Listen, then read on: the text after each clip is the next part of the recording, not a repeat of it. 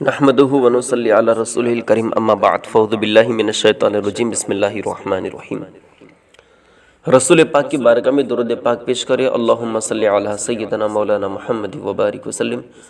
صلاۃ و سلام علیک یا رسول اللہ صلی اللہ علیہ وسلم۔ تفسیر قرآن کا سلسلہ جاری ہے الحمدللہ۔ اس کے کلپ نمبر 12 میں قرآن پاک کے فضائل اور اس کے فوائد کے تعلق سے کئی باتیں بیان ہوئی۔ آج میں آپ حضرات کو وہ باتیں بتاؤں قرآن پاک کے فوائد کے بارے میں جو حدیث سے ثابت ہیں۔ حضرت محترم، حدیث شریف میں ہے کہ جس گھر میں روزانہ سورہ بقرہ پڑھی جائے وہ گھر شیطان سے محفوظ رہتا ہے، لہٰذا جنات کی بیماریوں سے بھی محفوظ رہے گا انشاءاللہ۔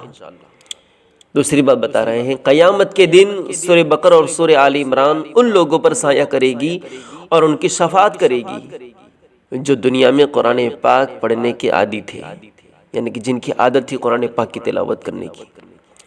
تیسری بات بتا رہے ہیں، جو شخص آیت الکرسی صبح و شام اور سوتے وقت پڑھ لیا کرے تو اس کا گھر انشاءاللہ آگ کے جلنے، آگ کے لگنے اور چوری کے ہونے سے انشاءاللہ محفوظ رہے گا۔ سورہ اخلاص کا ثواب تہائی قرآن کے برابر ہے۔ سورہ اخلاص یعنی قل هو اللہ احد، اس کا ثواب تہائی قرآن کے برابر ہے، اسی لیے ختم و فاتحہ میں اس کو 3 بار پڑھتے ہیں۔ حضور صلی اللہ علیہ وسلم فرماتے ہیں جو شخص قرآن پاک کا ایک حرف پڑھے اس کو 10 نیکیوں کے برابر نیکی ملتی ہے۔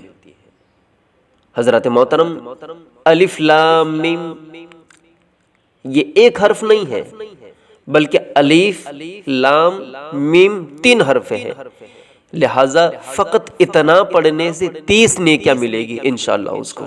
سبحان اللہ۔ خیال رہے کہ الف لام میم متشابہات میں سے ہیں، جس کے معنی ہم کو تو کیا جبریل امین بھی نہیں جانتے، مگر اس کے پڑھنے پر ثواب ہے۔ معلوم ہوا کہ تلاوت قرآن کا ثواب اس کے سمجھنے پر موقوف نہیں، یعنی تلاوت قرآن کا ثواب قرآن کو سمجھنے پر نہیں ملتا، بغیر سمجھے تلاوت پر بھی اس کا ثواب ملتا ہے۔ ولایت مرکب دوائیں مریض کو شفا دیتی ہے، اس کے اجزاء معلوم ہو یا نہ ہو، یوں ہی قرآن کریم شفا اور ثواب ہے، اس کے معنی معلوم ہو یا نہ ہو۔ دیکھو، بھینس دودھ کے لیے، بیل کھیتی باڑی کے لیے، گھوڑے اونٹ سواری اور بوجھ اٹھانے کے لیے پائے جاتے ہیں، مگر طوطی اور مینا صرف اس لیے پالے جاتے ہیں کہ وہ ہماری سی بولی بولتے ہیں۔ اگرچہ بغیر سمجھے صحیح، مینا اور طوطی تمہاری بولی بولے تو تمہیں پیارے لگے، اگر تم جناب مصطفیٰ صلی اللہ علیہ وسلم کی بولی بولو تو رب کو پیارے لگو۔ سبحان اللہ۔ اس سے وہ لوگ عبرت پکڑے جو کہتے ہیں کہ بغیر مانے سمجھے قرآن پاک پڑھنا بیکار ہے، اس کا کوئی ثواب نہیں۔ کچھ لوگ ایسا کہتے ہیں۔ جو شخص قرآن پاک پڑھے اور اس پر عمل کرے تو قیامت کے دن اس کے ماں باپ کو ایسا تاج پہنایا جائے گا جس کی چمک آفتاب سے کہیں بڑھ کر ہوگی۔ سبحان اللہ۔ قرآن پاک دیکھ کر پڑھنے سے دوہرا ثواب ملتا ہے اور بغیر دیکھے پڑھنے سے ایک ثواب ملتا ہے۔ حضرت محترم، چند چیزوں کا دیکھنا عبادت ہے۔ قرآن پاک کا دیکھنا عبادت ہے، کعبہ معظمہ کا دیکھنا عبادت ہے، ماں باپ کا چہرہ محبت سے دیکھنا عبادت ہے، عالم کا چہرہ، عالم دین کا چہرہ دیکھنا عبادت ہے، وغیرہ وغیرہ۔ عقیدت سے عالم کا چہرہ دیکھو تو یہ بھی عبادت ہے، حضرت محترم، وغیرہ وغیرہ۔ تو اس کلپ کے اندر قرآن پاک کی فضائل بیان ہوئے اور فوائد بیان ہوئے کہ دیکھو قرآن پاک کا صرف ایک حرف پڑھ لو تو 10 نیکی ملتی ہے، تو ضروری نہیں ہے کہ سمجھا جائے۔